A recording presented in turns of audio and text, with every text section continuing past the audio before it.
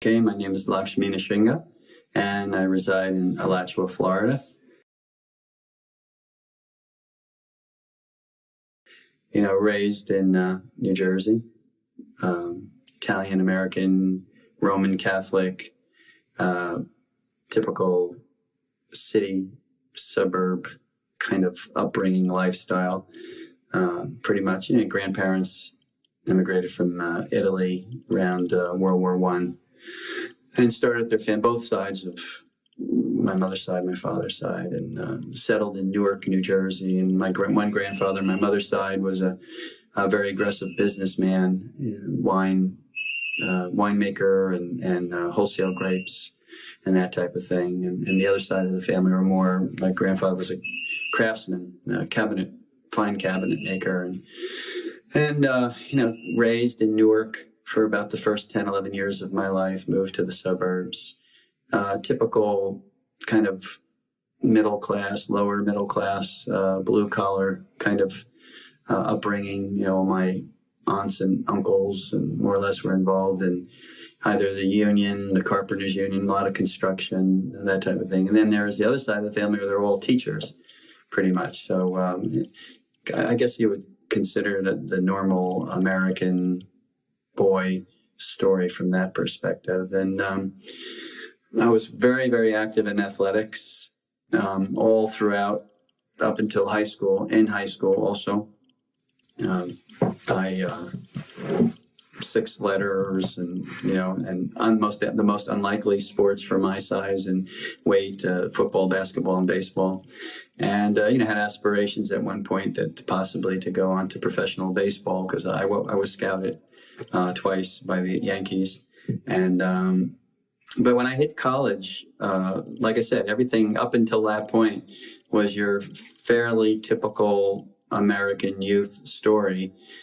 Pre-law in college, I went to college as an English major, pre-law, with the idea of becoming a lawyer after I got my undergrad degree, which I did get in English literature.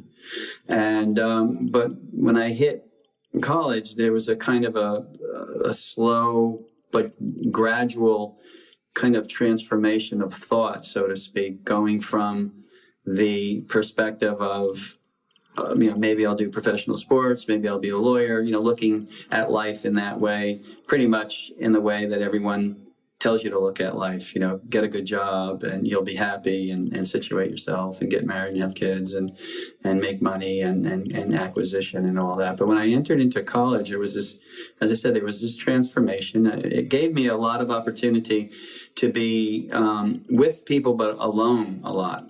In my upbringing, there was always people around. It was a kind of, not that our family was particularly large, there were 3 of us, but we were all of radically different generations. My older sister was more like from the 50s and early 60s, and I was kind of a straight 60s hippie era kind of guy, and then my younger sister was from the 70s.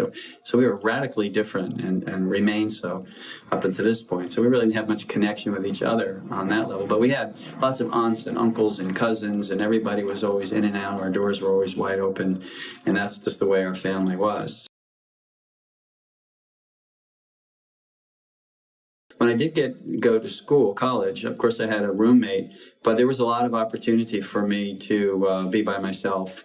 And given the professors I had, given the climate of the period, in terms of kind of opening up your consciousness, expanding your awareness, and I was an art minor, and just like I said, by dint of the association that I had with certain professors and just a natural evolution that seemed to be taking place in myself, I started to dabble into the concept of spirituality apart from my Roman Catholic upbringing. I found it interesting that in reading literature, and particularly poetry, that was my bent, that most of the poets and authors that I was very much inclined towards were influenced by Eastern thought. Gary Snyder was an American Buddhist, and Allen Ginsberg, and Thoreau and Emerson had contact with the Bhagavad Gita and Yeats, and I just felt the writers I was connecting with in terms of where they were coming, either their philosophy, their style, etc., all had Eastern influence, and that kind of also encouraged me to look into the Eastern philosophies and religious thoughts. And I picked up books on Taoism and Buddhism, and then finally I had a course, and one of my literature courses where we were studying the Gita, not studying, but reading the Gita as a kind of like as an epic poem type of thing. So I had all this contact, and I also took film courses and a lot of creative courses that put me in contact with different types of Eastern thought, or at least introductions into Eastern thought, and also the drug experience, the mind expansion drug experiences that were going on at that time, and I see it all, and as the karmic path unfolded. Yeah, I just was evolving further and further that way, meaning more of a spiritual interest, a personal spiritual interest. And, I found myself, older friends were not relating to me so much because I was more into finding out what was about meditation rather than drugs. And so as I progressed on that path, and it seemed like a steady march for the 4 years that I was in college, and then it culminated after I graduated college, and I was out of that environment and back again into my home environment and looking at the prospects of going to law school and or getting a job, etc. And then I found at that point I had evolved, at least on an interest level, to such a degree that I really felt that I had to put the emphasis on that first before I pursued anything else. And in addition, after college, I got a job playing with a folk singer. And so I got a lot of opportunity to travel and meet people that were on college campuses, because we did a lot of college concerts. We were opening act for Tom Rush and Isaac Hayes and McKendree Spring and groups like that. So I still had a chance to travel and still to be in that kind of environment, that kind of campus environment. And at that time, I got more and more involved in reading books about Eastern thought and practicing meditation. First, I did TM for about a year or two, and then I came in contact with chanting Hare Krishna, and I was doing both simultaneously. How did you make that contact? What was the contact? Basically, was I was on my way to do a concert in Ithaca, New York, at Cornell University, and I was taking a bus up to Ithaca. I didn't really want to drive up there because it was like a 5-hour drive from where I was living. So on my way, while I was in the bus station waiting for the bus, I happened to get a piece of literature from one of the Hare Krishna devotees that was in the bus station and handing out literature. And it was just a little pamphlet, actually, called Reservoir of Pleasure, with this really nice picture of Krishna on it. And that was my introduction to my guru, my spiritual mentor, Srila Prabhupada, and his writings. So when I read that pamphlet, which wasn't, like I said, a very long pamphlet, but it really had some profound effect on me. And I pursued the other books that were available, and I got several other books. And then in the meantime, my grandfather had passed away, and he had a house in Long Branch, New Jersey, a large house near the ocean. And a friend of mine who's also a musician, he was also getting to spiritual life. So we decided just to kind of house sit for a while, because he had passed away, and my step-grandma was kind of incompetent to deal with matters herself. She was just very much a country lady from Argentina. And so we house sat and we had a lot of opportunity to chant and to listen to chants and play music revolving around chanting, and then reading. Both of us were reading a lot of books and that type of thing, Srila Prabhupada's books in particular. And I was a vegetarian at the time. I'd become a vegetarian in college, my last year in college. So a lot of the pieces of the puzzle, so to speak, were starting to fall into place. And musically, we were doing some things musically, but I really didn't have the ambition that it really took to, all the club playing, all the gigging and all that. That wasn't really my ambition. I just liked playing music. And so I really didn't have the drive to become like a music star or whatever. And then I had, different opportunities to record. And then that's what I did. I traveled, I played some music after graduating. I taught English for several months in a high school. And all the time I was beginning to chant and to read and to look into the spirituality from that perspective, I guess more from the Vaishnava or the Hindu perspective. And while on the road, on my way to Key West to also play, I stopped at a few Hare Krishna temples. Actually, one was in New Vrindavan, and then the other one was where Kardamuni was in Atlanta.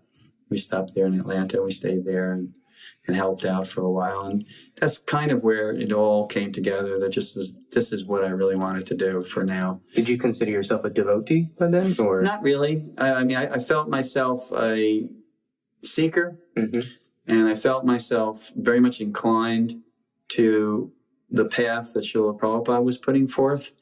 As far as being a devotee, I really didn't consider myself a devotee. I felt myself kind of, like I said, a spiritual seeker. I was searching, and this had this meaning Hare Krishna path caught my attention more than anything else. I had studied some Bible and some other things, and I guess it was the combination of the clarity of thought, the purity of thought, and also the personal example that Srila Prabhupada displayed, all combinedly had a very profound effect on me. And then when I met some of Prabhupada disciples that I was very impressed with. One was a person named Vishnu John Swami, and I was very impressed by him and other devotees. And then I more and more I began to relate to this as being my path. And then, me being a devotee, or at least the prospect of me becoming a devotee. And that was kind of like the beginning of the end, more or less, in one respect. I became very seriously involved at that time. And eventually, in summer of 73, I more or less formally made a commitment by shaving my head and wearing the robes and doing all the practices that was required of a Hare Krishna devotee at the time. I'm interested to always hear for some people if they had a particular moment where they knew, yeah, this really is my path. Yeah.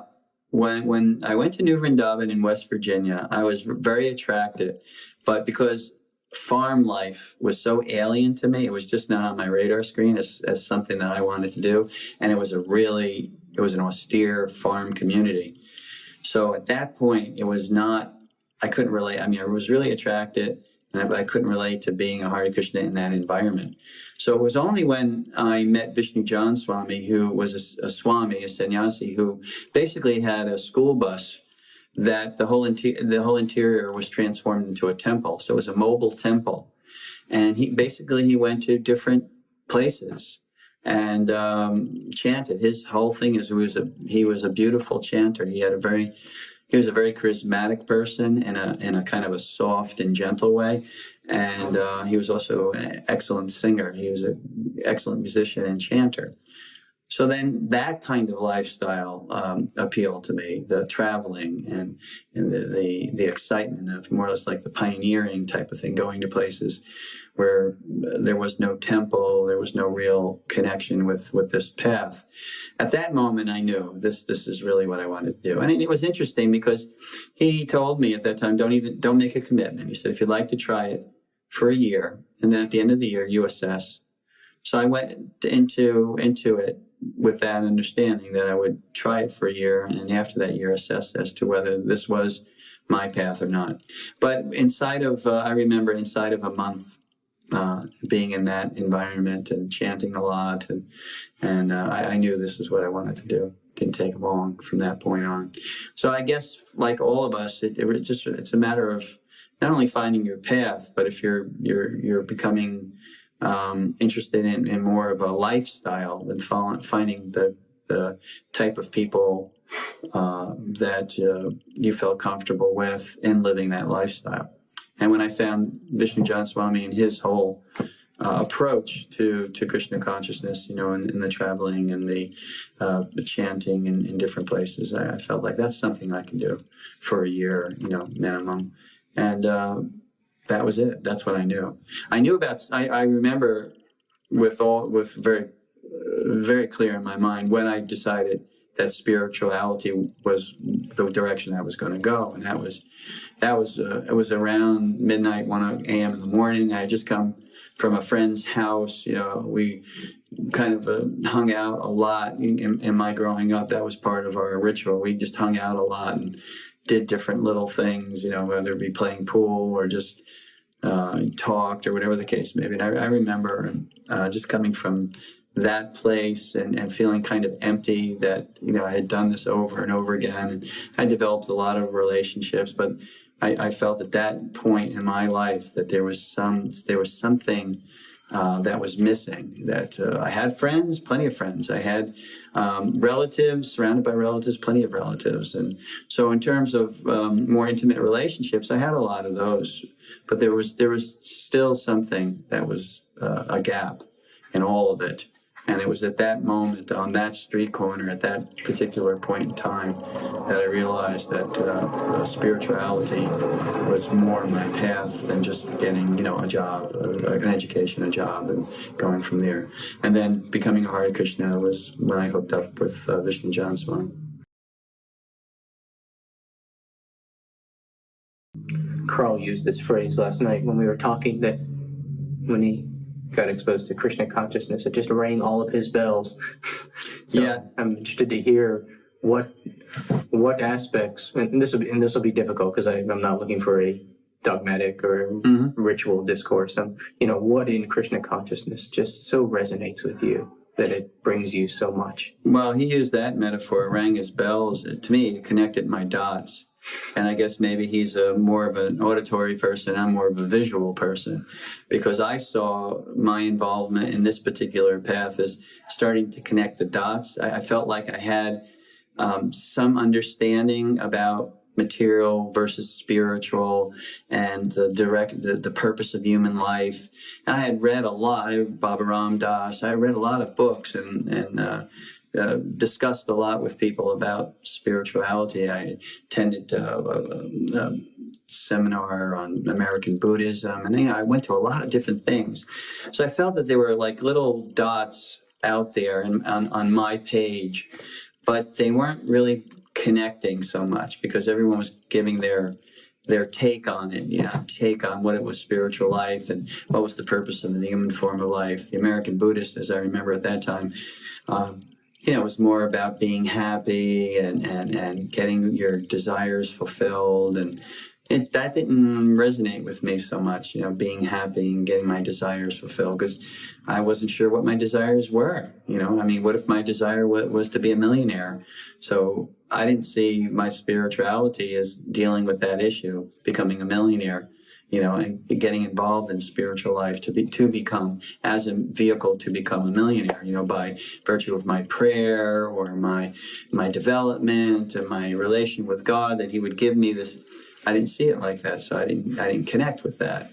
And a lot of things, in terms of the Buddhism and Voidism and that type of thing, that didn't connect with me either. I was a very relationship-oriented person. That's one thing was glaringly apparent in terms of me and what my life was all about. It was all about relationships. So what began to connect my dots is, reading Prabhupada's books, and you're talking about the Supreme Person and the nature of the absolute truth, and how it had different dimensions. It had a finite dimension, which we were. It had an infinite dimension, which was Brahman. It had a personalized dimension, which was Krishna and all the avatars. And all the little bits and pieces I was getting from here and there, and some things I was sorting through and accepting, and some things weren't clicking with me. That's when I felt the dots were being connected. And then I saw the picture on my page of life starting to take form and shape and direction.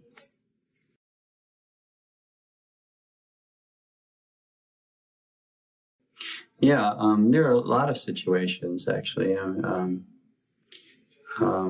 One such situation, of course, is I have an older sister I'm close with, and she lost two of her sons. She had three sons. She lost two of them, one to cancer and the other one to a drug overdose. And I was very much involved in helping her in a seemingly helpless situation. Because, basically there are a lot of hard questions that come out of trauma like that. Why would God take a 9-year-old? Why would they suffer for a year and dwindle down to nothing and die? What has he done?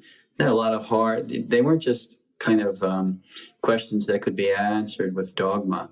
But they really had to be something behind, something of substance, something of personal experience and personal realization. So I think those traumatic points in her life and subsequently my life, because I was involved in trying to help her through it. She turned to me. So it was a real life experience in real time. And I felt at that time, there are many, many, many instances, but I see these as, what I'm relaying to you as profound moments in that whole spectrum of events.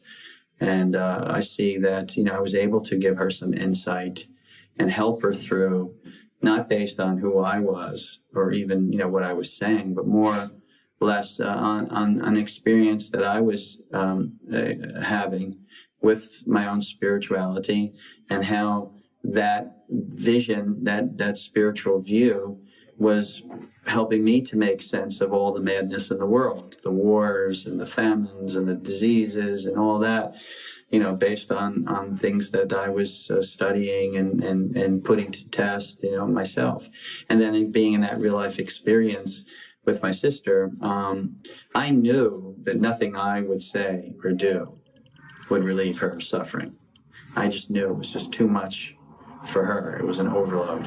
So at that point, basically, she did come and spend time with me. I was, at that time, the first time when her 9-year-old passed away, I was the temple president in Puerto Rico.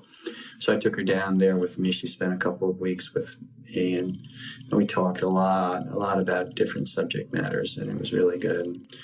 And then again, some years later, that was 1977, October of 77. And then I think it was around March of 99 or 2000. That's when her second son died of a drug overdose in California. And it was the same kind of experience, the same kind of questions and the support that had to come from a very real place and not from a dogma. Because she went to a priest and he gave her dogma and she just didn't relate to it at all. So, those are two such experiences I would think in my life. And like I said, there are more, but they stick out. What did you, not that you can boil down months and months, but what in the teachings that you studied was most meaningful, you think, to her? To her, I think the whole logic of the design, when we talk about the soul, the material body, karma, eternality, reincarnation, I think it was the whole logic of the design of Krishna's manifestation, this material world. I think it just was so logical to her. Not that she needed logic. Logic was going to soothe the pain, but it just made sense, I think, to her. I think when she saw it broken down in that way, and I think innately she felt that he was a soul, her son. Because her son, actually, her 9-year-old in particular, was very favorably inclined to what I was doing, even at the tender age of 9. When he was about to pass away, he was exhibiting some amazing things. Some amazing things were going on in his life in terms of his realizations. And I remember visiting him right before I went to India. This is when, about a few weeks before he passed away, I brought him a garland beautiful garland from the deities. And I brought him a Back to Godhead magazine. And so those things he kept by him. But like in the latter days, he was saying things like, I feel so much love in my heart. I don't know how to express it. And he was also telling my mom, who was there, and my sister, he was patting them on the hand. And he said, don't worry about me. He said, I'll be all right. I'm already protected. And this is a 9-year-old boy. And it wasn't like, he was raised a spiritualist. He was basically coming from the same place that I was coming from as a young boy. But he obviously had realizations about his own mortality, at least the mortality of the body, that really transcended his age, or what he was supposed to know. And things were going on within him, for what reason I don't know, that were quite remarkable. So, that I do remember that. So as you reflect on your life so far, do you feel like you're a different person than the person before you were a devotee and before you came to Krishna consciousness? No, I don't. I really don't feel like I'm a different person. I just feel like I am the person that was always hiding in there.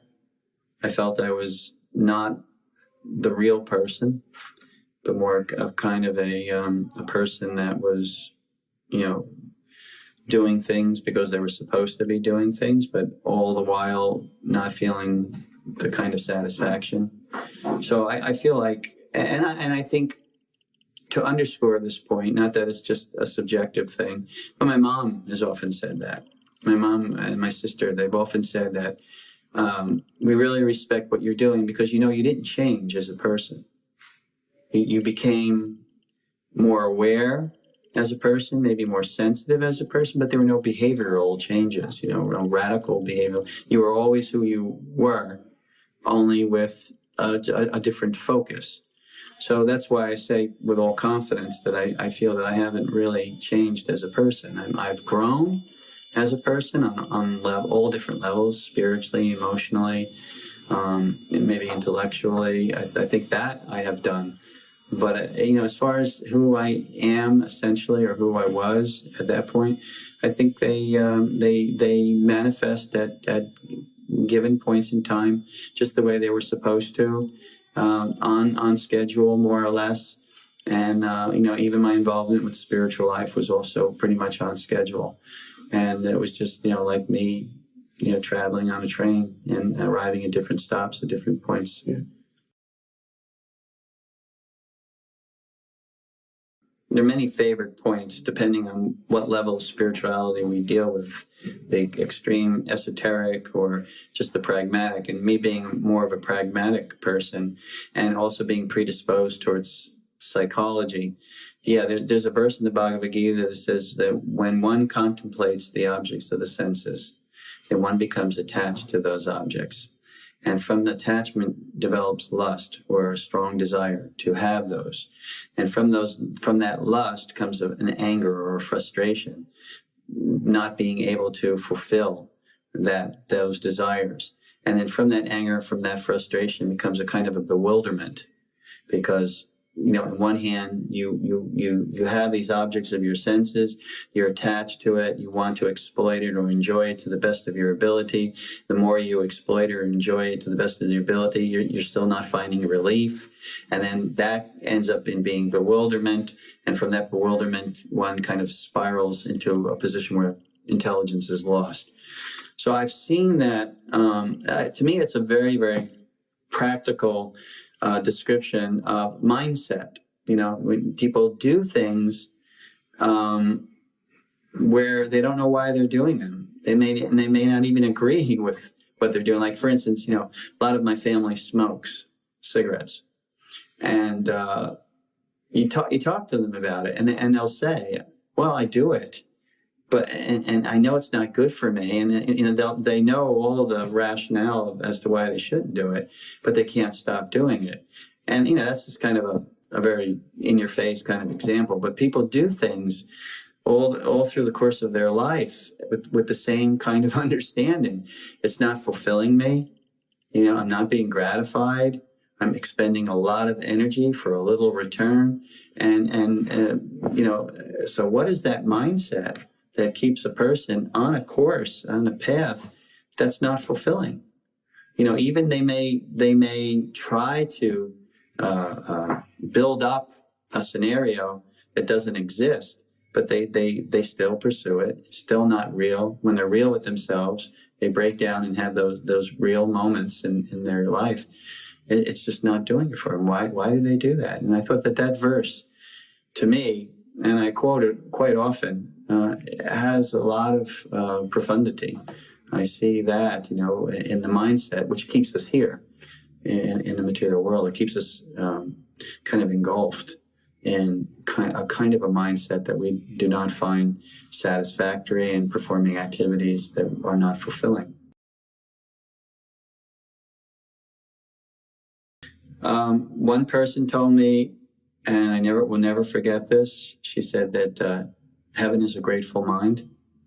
And when I think about my life, and I was diagnosed in '95 with hepatitis C, and when the question was asked, how long do I have to live? They said anywhere from 6 months to 25, 30 years. So I thought at that time, it was this kind of a stamp on the forehead that I am mortal, and everything that I've done up to this point was basically in preparation for that graphic reality of me leaving this body. So I'm basically grateful for the opportunity that I've had to associate with Srila Prabhupada and to see not only his life, but I was also there at his passing. So not only to see how a person can live a life, a satisfying life without any real material amenities, and I also saw how he left, how he died, and in the same mood. So I'm grateful for that. I'm grateful for the opportunity to be able to embark on a spiritual path. I'm very grateful for all the friends that I have that are in a similar mind, in terms of the real having that goal in life, to understand what the purpose of our life is, meaning my life, and different people who've helped me along that way. So I'm really grateful for the relationships that I've had. I've been able to develop and cultivate and maintain, and I see that as really a big guiding light for me, and continues to be a beacon, kind of the what do they call the lighthouses? Yeah, it's kind of a lighthouse, in terms of that. Even if I kind of stray or get a little bit out there and lost in the ocean, I can see this beacon of light, and it really helps me to focus and keep focused. So I'm very grateful for that.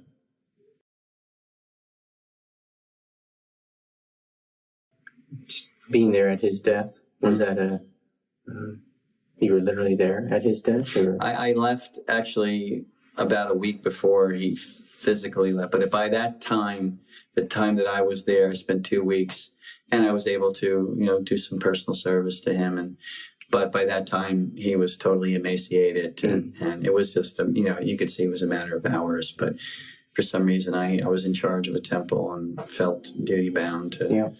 But I was there up until the week, so the actual physical passing, I wasn't there. But I could see, and in my discussions with him, it was evident.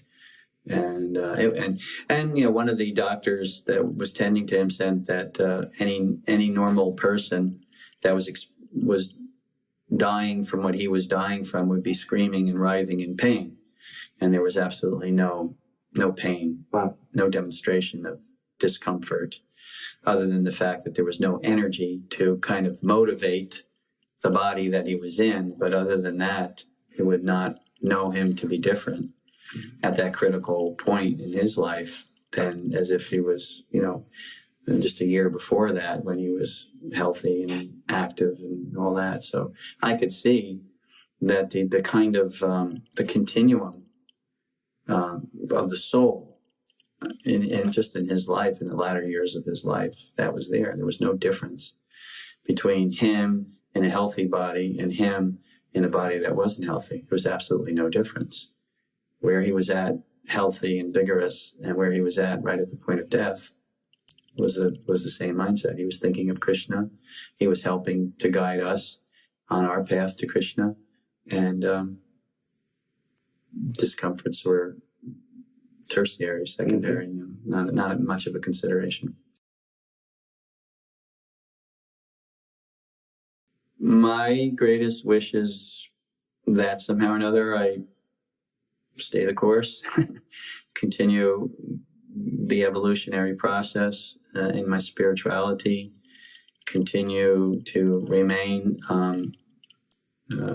in the relationships that I've had that have been such a tremendous support system for me and for my family, and to be able to maybe advance to a platform where someday I might be able to help others in terms of their own sojourn, maybe be able to be pure enough or knowledgeable enough to give them some insight in terms of their own spiritual life. That's my greatest wish. If somehow or another that stage can be reached, before my death, I would be very, very grateful and very much satisfied.